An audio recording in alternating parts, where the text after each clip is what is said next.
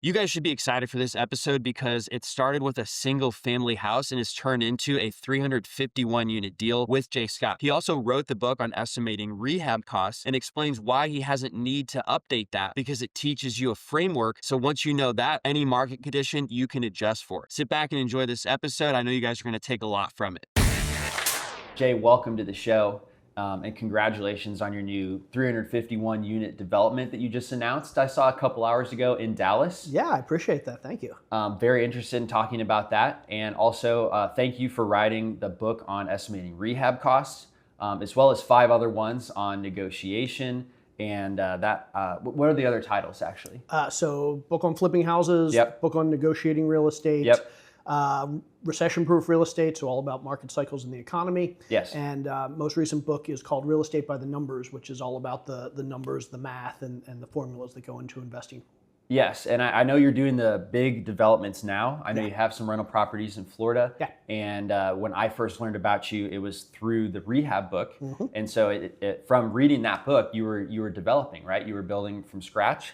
So we started out in 2008 flipping houses. And so first couple projects were actually just real easy cosmetic flips. And once we got good at that, we decided to take on some bigger projects. So not development at that point, but larger rehabs and some, we did some additions. And then by 2014, so it took us about 6 years before we jumped into the development side of things. But 2014, we did our first single family development, ground up, and did a bunch of development for several years after that. 2018 moved into multifamily, and then this year we're starting to do our first large multifamily development. Yes, well, congratulations. I know you said it took 3 years to find a deal worthy of, investing in. Yeah. And so now you're putting together LPs. So I definitely want to talk about that. But if we could start, because I came about knowing you in 2017 is when I was getting my start. So I picked up that book on rehab costs, and it had all these charts on, this is what you could expect to pay for flooring. This is what you could expect to pay for the labor and materials for roofing and stuff like that. It was immensely helpful for somebody who had no idea. And it even said different parts of the country have different rates. Yeah. So I was curious. I haven't looked back at that book lately, but I mean, has that changed, or does it require adjustment, or how has that evolved? Yeah, so I wrote that book back in 2013. I enlisted the help of about 50 or 60 other investors around the country to put together the tables of prices. And the goal for that book originally was actually twofold. One, it was to help people figure out what things cost. Yep. But more importantly, I really wanted to lay out a methodology for helping people figure out how a rehab works, what are the different components of the rehab, what are the different line items in a rehab, so that they can go and they can figure out the cost of their own deal, even without my numbers. So even if the labor prices changed, even if the material prices changed, the goal of the book was very much to create and provide a methodology for how somebody could figure out how much it costs to renovate a property. And so over the years, I again put the book out in 2013. Between 2013 and 2018, yeah, prices changed. They went up a good bit. So we did a revision of the book in 2018. Then COVID came.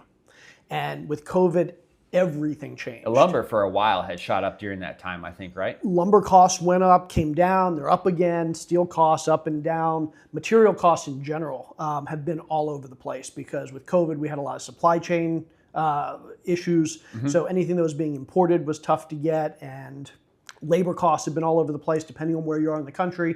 You may have labor shortages, you may have labor oversupply, and so things are expensive or cheap depending on where you are. And so we've been asked a number of times since COVID, are we going to update the prices in the book? And the problem is, if I started on an update today, we'd probably release the book in 6 months. By the time we release the book, it would be out of date, especially with all the tariffs going on, with all the supply chain issues going on, even the stuff that's just left over from COVID, makes it really difficult to figure out what pricing is doing on a daily or a monthly or semi-annual basis. So we're not focused on updating the prices, but the thing I love about the book is it's still for somebody that wants to learn how to do a renovation and the methodology for creating a scope of work, for figuring out all the line items, for figuring out the prices of the labor and materials. The book is still, I think, very valuable in helping to learn that methodology. Yeah, it certainly was for me.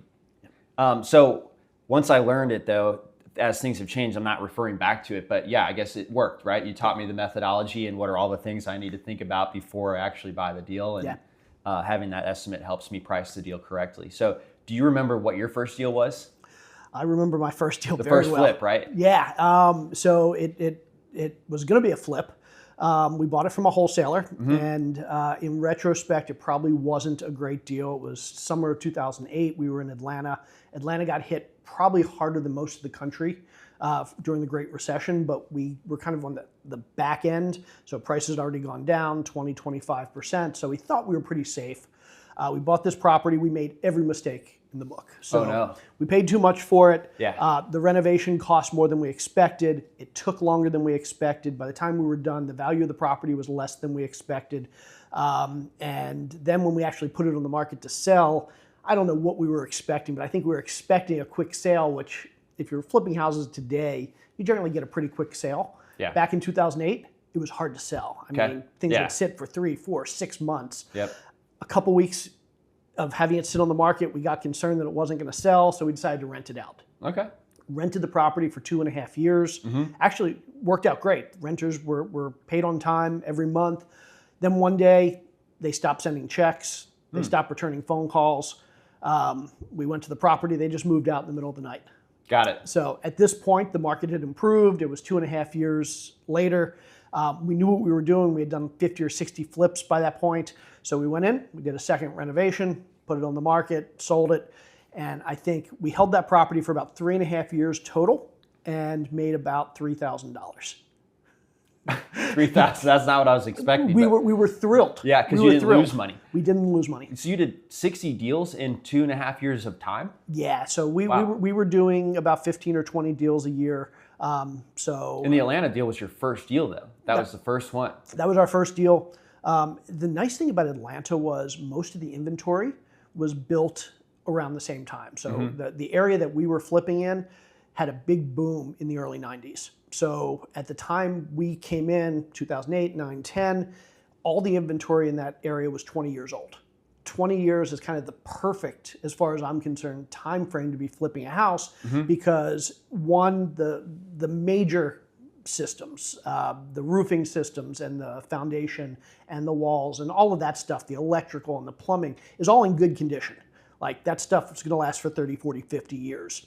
The cosmetics were end of life. So it was time to replace the cabinets and the flooring and the countertops and the light fixtures and the plumbing fixtures. The roof was nearing end of life. The HVAC was nearing the end of life. So all of the tough stuff, again, the foundation and the plumbing and the electrical was fine, but you could do a lot of work on the cosmetics and the basic mechanicals and the roof, and you could get a lot of value out of that. And so we kind of started specializing in these houses that were built in the early 90s. They were 20 years old. Every scope of work was exactly the same. So so update the flooring, update the countertops and the cabinets, updates up to the lighting fixtures and the plumbing fixtures, new roof and all of these things. So every renovation looked exactly the same and we could really systematize it. Yes, I noticed that in some of my properties in Indianapolis. If it's a 3-bedroom, 2-bath with a slab, foundation and it's got that wood siding. It's like I actually did the deal once. So it's great getting another exact house in the same neighborhood because I know what everything's going to cost. And if this one's paint's not in such bad shape, I can just remove that line item. It saves a lot of time. Yeah, and the other thing is you can really get some economies of scale that you otherwise can't get in single family. So we'd go out and on Memorial Day or Labor Day, we'd go buy 20 sets of appliances because they were on sale. Or we'd go and buy 50 gallons of paint if paint was on sale, or we'd buy 30 light fixtures because we knew we would use the exact same materials on every house, which made it easy for our contractors. Our contractors loved it. They never had to wonder what's the paint scheme for this house versus this house versus this house, what light fixture are we using in different houses. They use the same thing in every house, and so they never had to worry about asking us the questions on what was going on in which house.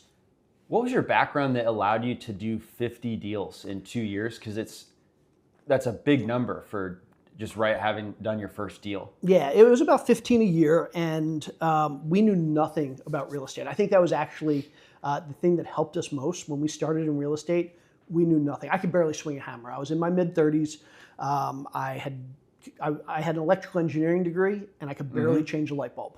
And because I was not handy, because I couldn't do the contracting work myself, I didn't understand the contracting work myself, it forced me to focus on running the business and bringing in people that were good at the real estate piece. And so my background was management. So I had run large teams in Microsoft, right? Yeah, I spent a decade at Microsoft. I ran some large teams there. So I knew how to manage projects. I knew how to manage teams. I knew how to hire and manage people. I knew how to build a business. And so that's where my wife and I focused. We focused on scaling the business, hiring people to manage the contractors, the project managers, hiring the real estate agents, hiring the designers, all of those people, and not trying to do it ourselves. And if we weren't stuck in the weeds of doing all these little things ourselves, it really let us focus on building and scaling the business.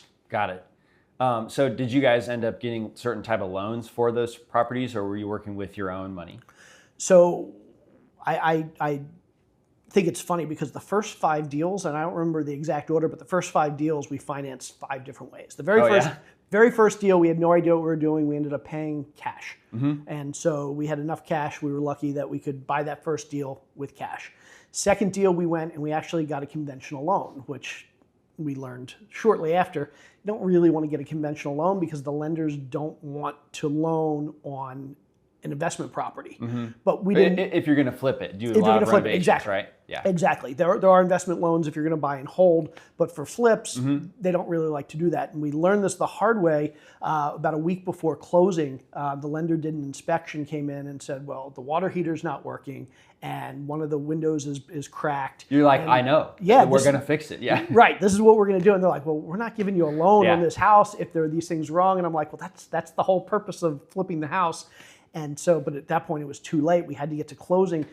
So we ended up going in and spending like $10,000 to fix a whole bunch of things before closing, which if for some reason that house didn't close, we basically just did upgrades for the homeowner. Yeah. So we took a big chance there, but we did it. We learned the lesson. And so never used a conventional loan for a flip again. Third deal, I think we used a private lender. So we found somebody that was looking to place some capital and was happy to do it with us. Fourth one, we used a local bank. So a small local bank, what they call a portfolio lender, a bank that lends its own money and does it for flip deals. And I don't remember after that, but we tried everything. And the goal was to figure out what works best. Nice. Well, what did work best? Turns out private money for us was the best. So knowing that we could find individual investors who knew us, who trusted us, and that we keep coming back. They'd give us a loan for a property, we'd go in, we'd flip it, give them their money back, and now they needed someplace to put that money. So they came to us and said, what's your next deal? And so we had a network of private lenders that basically would lend us money, we'd flip a house, we'd give it back, and then they'd be looking to invest in the next deal. And so for most of the deals that we did between 2008 and 2017, it was private lenders. So yeah, you did the first five different ways, but how did you end up getting your first private lender? How did you find that person? Yeah, so I actually went on a website called Bigger Pockets. Yep. And I had no idea what I was doing in 2008 before I flipped my first house, but I was like, did a Google search for how to flip houses, found this website, Bigger Pockets, ended up posting a lot there and kind of laying out my progress. And there was somebody who was reading Bigger Pockets. Sharing deals. You were posting in the forums? Or? I was posting in the forums. I was answering other people's questions based on the knowledge I had gained over the first year or two. And there was somebody on the forums, happened to live in Atlanta, who wanted to get into flipping houses, saw that I was doing it, called me up and basically said, hey, I'm not going to ask you for free advice. I'm not going to ask you to train me for free, but I have a proposal. And he said, I'll make you a deal. I'll fund your next flip if you'll let me shadow you on that deal. If you let me learn from you, because I want to learn to flip houses. I was like, absolutely, let's do it. He and I have worked together on over $160 million worth of deals in the last 15 years. And we're still partners on even our multifamily now, our big multifamily stuff. And it was a match made in heaven. That's awesome. What a great success story that you're partners after 10 years. Yeah, it's been nearly 16 years. What do you think one thing I realize is you guys both realize your strengths, right? You had the knowledge and experience and he had the money, but he wanted to learn from you, but not for free. That was great. Exactly. So, but eventually he learned, right? So he probably relied less on your knowledge, perhaps. But what do you think allowed you guys to remain great partners, even though the dynamic shifted with like who was bringing what value? Yeah, so I've learned a lot about partnerships over the years, a lot of good, a lot of bad. But some of the things that make great partnerships and the reason he and I have worked out so well, one, we bring a different skill set to the table. Big mistake I see a lot of new investors make when they're looking for a partner. They're looking for somebody exactly like themselves. And the problem with finding somebody exactly like yourself, you might get along great. Yeah. You have a lot to talk about. But the problem is you're doubling your strengths, which you don't need double the strengths. Right. And you have the same weaknesses. Right. So you need to find somebody that has a different set of strengths than you have and doesn't have the weaknesses you have. Find somebody that complements your skills. And my partner complemented my skills. He was really good at certain things. I was really good at other things. And between the two of us, we made a really good team. Other thing was that we were both really good at setting our ego aside. And this is something that I found everything from partnering with my wife to partnering with him to partnering with my now business partner, Ashley Wilson at Bar Down Investments. You need to be a good partner. You really need to be able to set your ego aside, because in a true partnership, sometimes you're going to be the boss. Sometimes you're going to be telling the other person, hey, I need you to go do this. And you're going to be basically managing them. Other times, they're going to be managing you and telling you what you need to do. And so you need to be able to play both those roles. You need to be the boss when you need to be the boss. You need to be the employee when you need to be the employee. And I've met too many people that they can do one or the other, but they can't do both, and they can't set their ego aside to be the employee sometimes, or they can't step up to be the boss when they need to.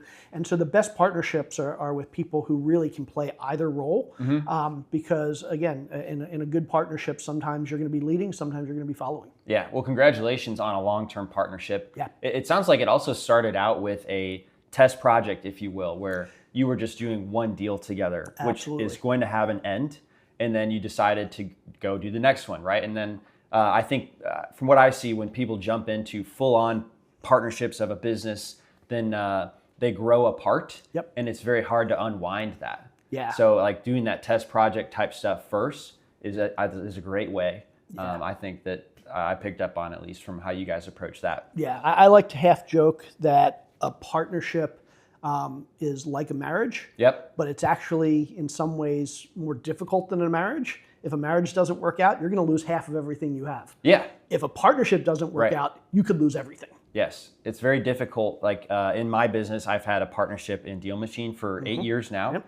And the business is more valuable than either one of us have cash, right? Yep. So we have this really smart thing that our financial advisor told us to put in our operating agreement. It's called a push-pull agreement, and it prevents you from trying to kind of screw the other person. Yep. So if somebody executes it, they say, this is no longer working for me, I'm going to execute this agreement. They name a price. Yep.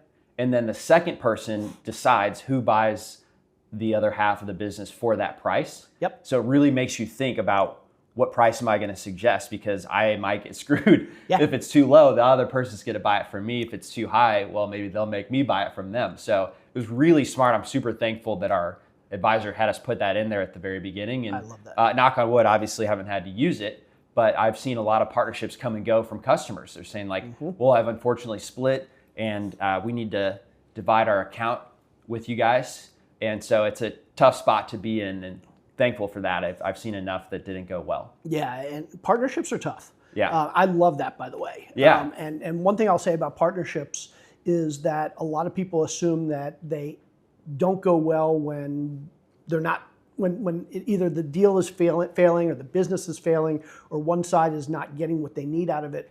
But I've actually seen a situation a lot over the years that I think people don't think about enough when it comes to partnerships that I think is really important.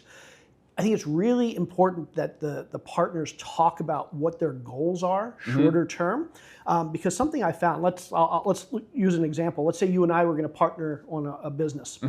And let's say my goal was to make $1 million a year. Your goal was to make $10 million a year. Both really good goals. Yeah. Don't see any issue with us partnering, right? Right. But what happens when 2 months into the year, we make our first $1 million?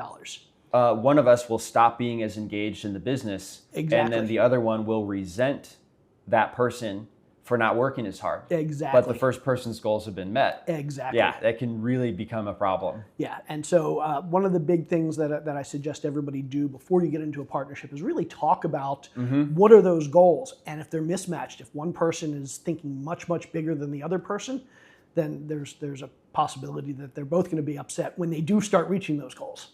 Very smart, and it changes over time too. Yeah. One thing you said I wanted to come back to is you said you bought your first deal from a wholesaler. Yeah. And I was curious, did you even know what a wholesaler was back then, just coming off of your job at Microsoft? No, I had no idea. I didn't really understand what his role in the deal was. I mean, it took a few months to find that first deal, so I did come to understand what he was doing, but I think I trusted him a little bit too much. I assumed at the time that he had my best interest at heart.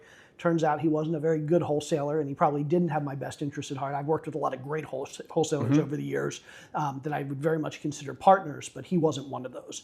And so it was a good learning experience from the standpoint of don't necessarily trust that people that are bringing you deals or that want to work with you necessarily have your best interest at heart. What do you think are like 3 traits that would make a wholesaler a great wholesaler? The biggest one is simply long-term relationship building. I want somebody, when I've wholesaled deals to other people, I bought deals from people, and I always go in and I like when people come into it with the attitude, this is not transactional. This isn't a single transaction. We're trying to build a relationship for the long term. And if this first deal, if it takes us 3, 6, 12 months to get to that first deal, great. Not a big deal. Let's work through it because the goal isn't just to do this one deal. The goal is to do 10 deals or 50 deals or 100 deals together. So number one, I want to see somebody that has that same attitude towards building a relationship, not just getting a deal done. So that would look like if you had a verbal agreement with the wholesaler on a certain price, that they wouldn't like renege on that having gotten a higher bid from someone else later that day or something, right? Like, as for an example. Exactly. Or somebody that's trying to nickel and dime every piece of the deal. They want to dictate all of the terms. They want to dictate the price. They want to dictate the timeline. And they're not willing to give on anything because from their perspective, they're treating it as if this is the one deal we're ever going to do together and I'm okay burning the bridge to get the most money out of this deal. And I want to see somebody who is willing to give and basically get a win-win. And with the attitude that if we can get a win-win on this deal, we're going to go do another one and another one and another one. Yep. So that's the biggest thing for me. Number two, just somebody I can trust. My partners and I joke about the fact that if any of us were ever to like leave our wallet on the table and walk out of the room, we'd come back in, there'd be more money in the wallet. So because you guys both have each other's best interests between the two of you. Yeah. I have several partners now, and all of us is very much like when we go into a deal and we have to split up the equity. Like each of us is like, no, you take more. No, you take more. It's okay. I'll take more next time. And nobody's looking out for themselves. Everybody's looking out to make sure that the partners are getting a good deal and feel like it's being handled fairly because everybody knows there's going to be plenty more deals after this. And so somebody that really you can trust with your money is absolutely huge. What motivated you to get into real estate in the first place? It's a good question. I don't really remember. Were you kind of bummed out about something going on at Microsoft? It seemed you were very successful there, right? So that's why I'm kind of I'm curious. So it wasn't real estate that we were looking to do. My wife was in the tech industry as well. And in 2008, we decided to start a family. And the issue was she was at eBay. And she was working 60 hours a week. She was traveling 3 weeks a month. I was working 60 hours a week. I was traveling a week a month. We never saw each other. And we were, again, both in our mid-30s. And we knew if we tried to start a family and we stayed in the tech industry, family would never be our priority. Work would always be our priority. And we didn't want that. We wanted to be able to prioritize our personal lives. We wanted to be able to prioritize our kids and our family and do all those things that you should be doing with your kids, going to soccer games and piano recitals and all those other things. And we talked about, well, should you leave your job? Should I leave my job? And what we decided at the time was, let's just both of us leave our jobs, go do something else where we can prioritize the family. We'll figure out what that next thing is, but let's just quit cold turkey. And so in 2008, we quit. We moved from California to Atlanta. Yeah. And summer of 2008, we were watching TV in the basement one day, trying to figure out what we wanted to do next, waiting for the wedding to come up. And I think my wife was watching some flipping TV show on HGTV. And she said, well, while we're waiting for the wedding, let's flip a house. That would be fun. And I thought she was kidding, but she was serious. And we decided to flip a house. And that's how we ended up in real estate. What's your balance like now, having written 4 books, 5 books? You did 60 deals a year at one time, and now you're doing really big deals, like 351 unit deals. You host a top real estate podcast, so it seems like you're still very busy. What's the balance like, and for you guys? Yeah, it ebbs and flows. So there have been years where I'm heads down, working really hard, where it's like, I don't want to say family is less important, but there's less going on with family stuff. And so I feel like I can do that. And then there are other years where the kids are really entrenched in the things that they're doing, and I really want to be part of that, or they really want me part of that. And I'll step back from work and work a whole lot less. And so it's nice to have the flexibility to kind of figure it out as we go along. My wife and I were business partners in real estate for about a decade. And in 2017, she said, the kids are getting older. They're moving into middle school, and I only have a few years left with them. I don't want to work anymore.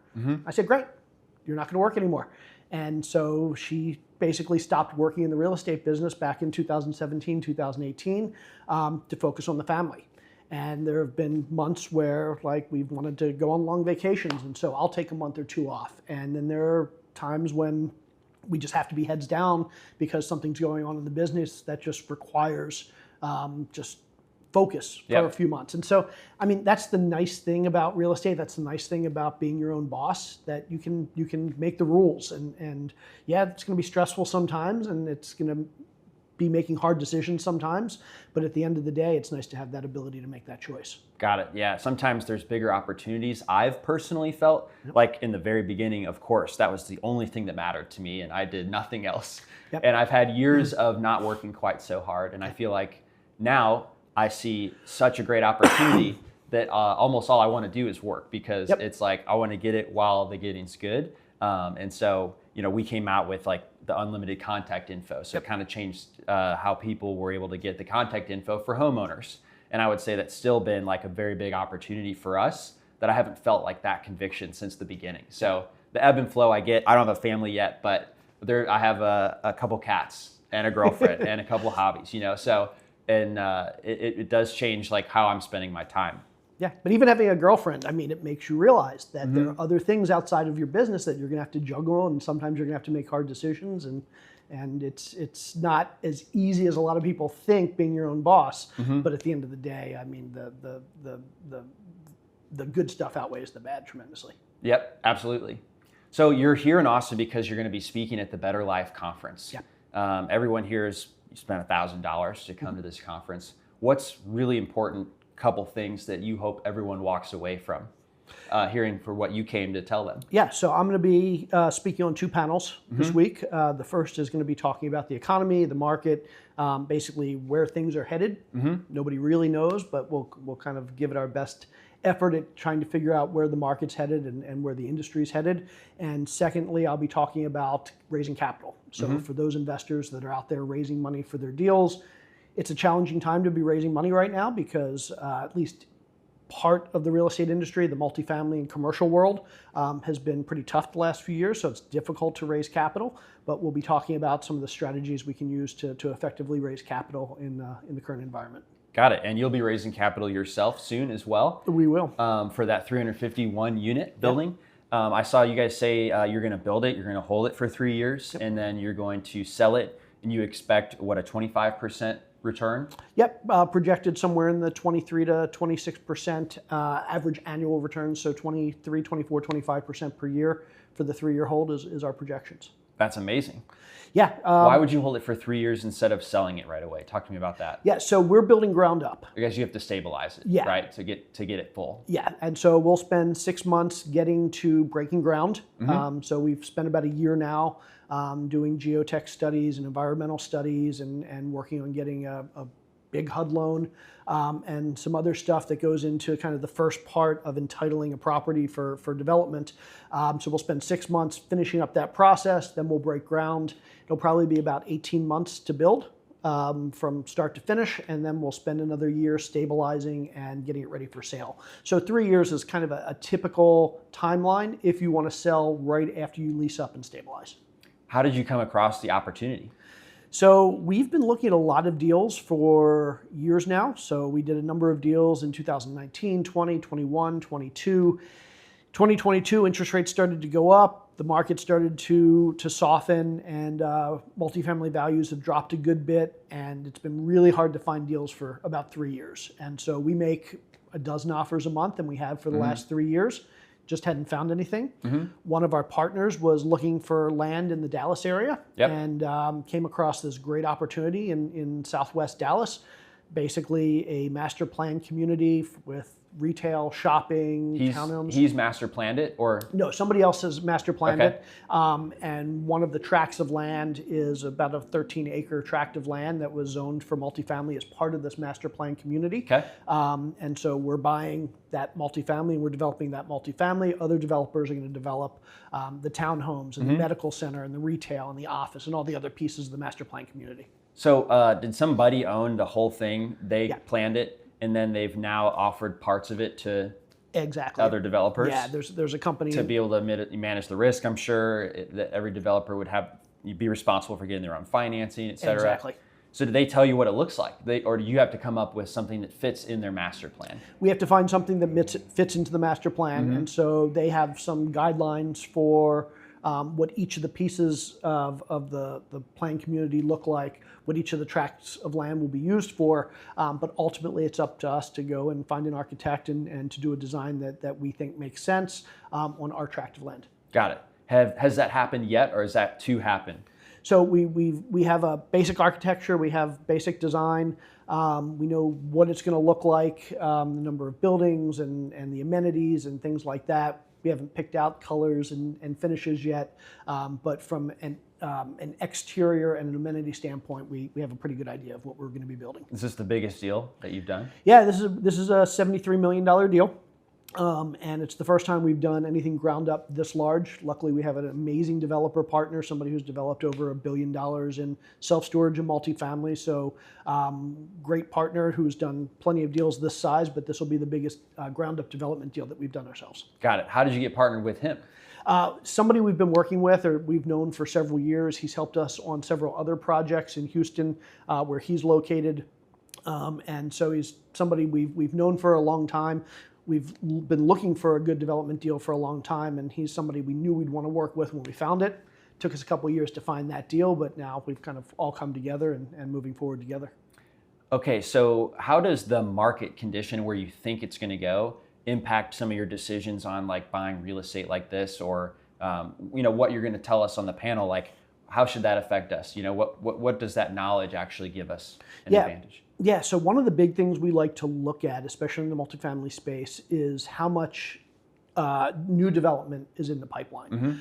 Unlike single family houses where you can build a house in 3 months, we have no idea for single family what the landscape's going to look like in a year. They could build 100,000, 500,000 new houses next year that we don't know about because it's a quick process. In the multifamily space, it takes 18 to 24 months to build. So at any given point, we know what the next 18 to 24 months worth of supply is going to look like in the multifamily space. We can look at the permits that are being approved. We can look at the number of units that are breaking ground. And so we have a good idea of what's the supply situation going to look like 18 to 24 months out. And we know right now there aren't a lot of permits being given out in much of the country. There aren't a lot of developments breaking ground. And so we have a pretty good idea that over the next 18 to 24 months, we're not going to see a lot of new supply coming online, but we're still seeing population growth. We're still seeing household formation and household growth. So there's going to be continued demand for units, and there's going to be an undersupply. So we expect that sometime in the next 2 to 3 years, we're probably going to see rents start to go up. We're probably going to see demand go up, and we're not going to see enough supply. So we think there's good opportunity in, again, certain parts of the country to be doing development because, again, there's just not going to be nearly enough supply, and there's going to start to be a good bit more demand. Is it more important to look at the whole U.S. or because I've seen like certain communities just boom, right? Yeah. And it can almost have nothing to do with the rest of the country at the same time. Yeah, real estate's, I mean, anybody that's been in this business for a while knows real estate's local, and what happens in one market can be very, very different than what happens in another market. I live in the southwest side of Florida, and we're getting crushed right now. Values are going down, rents are starting to soften. A lot of people are starting to move out for various reasons. But at the same time, we own property in several other states that are doing tremendously well. And so a lot of what drives real estate, especially long-term buy and hold real estate, are three things. One, population growth. Two, employment growth. And three, employment diversity. So you're looking for locations that have people moving in, that have businesses moving in, and that have a diverse set of industries and businesses, because diverse set of industries and businesses attract the largest group of both people that want to live there and people that want to work there. And so if you can find an area that has those three things, again, population growth, employment growth, and business diversity, you're likely going to see growth over the next few years. If you find places that have the opposite, people are moving out, businesses are leaving for whatever reason, there's only one industry or one or two industries and not a lot of diversity, those places are going to tend to do less well. And so in any given time, you're going to see parts of the country that are doing really well. You're going to see other parts of the country that aren't. Got it. You taught me something about the macro economy on your Facebook page. You were talking about the interest rates are actually higher than they seem. You actually said that they sold 2.5 trillion assets from the Fed. So that means like somebody is giving the Fed cash to buy those assets, and then the Fed is basically destroying that money, right? Because it's now no longer in the system. So first of all, who's buying this? Is it U.S. people or is it foreign entities? So it's actually less of people buying them and more of the Fed. What are those assets even? So it tends to be two big assets. One, treasury bonds. Treasury bonds are basically debt that the U.S. creates to raise money. And two, these things called MBS. So basically groups of mortgages, real estate mortgages that are grouped together and sold off. Mortgage-backed securities is what it stands for. And so the Fed buys up all of these mortgages, buys up all of these bonds, and they do that as a way to inject liquidity into the system, a way to inject cash. Right. When they buy it, they're buying it with cash. So then Exactly. the cash goes to the banks, whoever put those together, and flows through the system. Exactly. Because they can now lend, right? So. Yep. Now keep in mind, U.S. bonds have some expiration period. So if you buy a 5-year bond, you get paid interest on it for 5 years, and then after 5 years, it goes away. You basically get your principal back, and you now have your money, but you don't have the bond anymore. And so at any given time, the Fed has about $7 trillion worth of assets on its balance sheet, but every day, every week, every month, some of those bonds are expiring. So they're kind of going away, and some of those mortgage-backed securities, people are selling their houses, so the mortgages are going away. And what the Fed will do to maintain $7 trillion or whatever they want to maintain is if $10 billion worth of bonds is expiring this week, they'll go out and buy $10 billion more bonds. So they maintain that $7 trillion. But sometimes $10 billion worth of bonds will expire and the Fed isn't going to go buy anymore. So now their balance sheet's going down. And because they're not buying more bonds, they're no longer injecting cash into the system. They're no longer injecting liquidity in the system. And when you have less money in the system, things start to act differently. When you have less money in the system, you have less inflation, you have less lending because banks have less money. People have less money because there's just less money floating around out there. And so in a lot of ways, the Fed choosing to reduce their balance sheet, not buy more bonds, not buy more mortgage-backed securities, is similar to raising interest rates. It's slowing down the economy, it's slowing down lending, it's slowing down inflation, and it has some good effects. Again, inflation is one of them. We see lower inflation, but it also has some negative effects. It slows down the economy and isn't good for businesses and can lead to unemployment. And so the Fed basically choosing not to renew some of these bonds and mortgage-backed securities is similar to them raising interest rates. And you can say that them basically rolling off $2.5 trillion, which is what they've done over the last couple of years. They've kind of not rebought $2.5 trillion worth of bonds and mortgage-backed securities the last couple of years. That's been equivalent to about raising interest rates about 0.5%. Got it. And so what should I do as a consumer knowing that that's going on? So well, I guess the thing that comes to mind is like, don't hold on my money in cash, right? Because it is lowering inflation, but they're doing that because we've had a lot of inflation. Yeah. Holding an asset would be better, right? Always holding an asset is going to be better. One of the big things to keep in mind is that if you haven't been investing for 20 years, if you weren't investing during 2008, one of the things a lot of people don't realize is when the economy softens, when we head into a recession, I'm not saying we're necessarily heading into a recession, but I think we might be. But when you do, one of the big things that happens that we haven't experienced for 15 years, so people don't remember, is that lending tightens up. It can be a lot harder to get loans. Okay. Banks are willing to lend less on an asset, so instead of lending 75% or 80% of the value, they might lend 60 or 65%. Instead of lending to people that have a 640 credit score or a 620 credit score, now they're going to require a 700 credit score.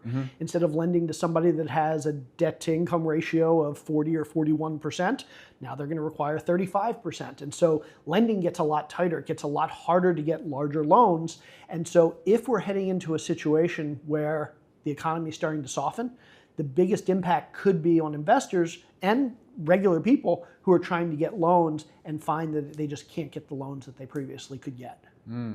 But if you're working with a private lender, that might be a way to Absolutely. do that, right? Absolutely. And that's why anytime you're heading into an economic situation where the economy could be softening, where we could be going into a recession, one, having access to cash, not necessarily cash itself, but having access to HELOCs, having access to the ability to refinance, having access to liquid investments that you can turn into cash is great. And having access to private lenders, people that have cash that aren't going to be making decisions the way banks do, is really important as well. Got it.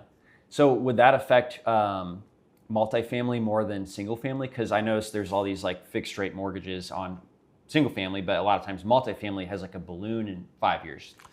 It's funny because it's actually easier to get loans in multifamily when the economy starts to soften than it is in single family, simply because most of the large multifamily loans over $1 million, $2 million, $5 million are coming from quasi-government entities, so Fannie Mae, Freddie Mac, HUD, FHA, and these are organizations that are getting insured and funded with government money.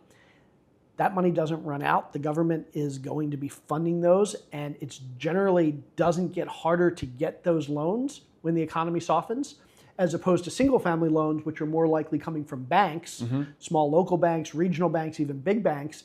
Those are the ones that tend to tighten up. And so if we are heading into a phase of the economy where things are softening a little bit, I expect that multifamily is actually going to be a popular place to go because it's going to be a lot easier to get those loans than it's going to be to get the single family loans. But again, having access to private lenders is a great way to mitigate that. Do you still do any single family stuff now that you have these big deals going on? Yeah, so I mentioned the partner that I've had for about 16 years. Yep. He and I still do a lot of, we do multifamily together, but we also do a lot of single family. We own probably about 100 single family properties, mostly in southern Georgia. So are you adding to that as well, or just holding and operating those? Nope, we're doing some flips, we're adding some rentals, we sell things off opportunistically when we can, but we probably do 20 or 30 deals a year. How do you know when the right time is to sell one of those?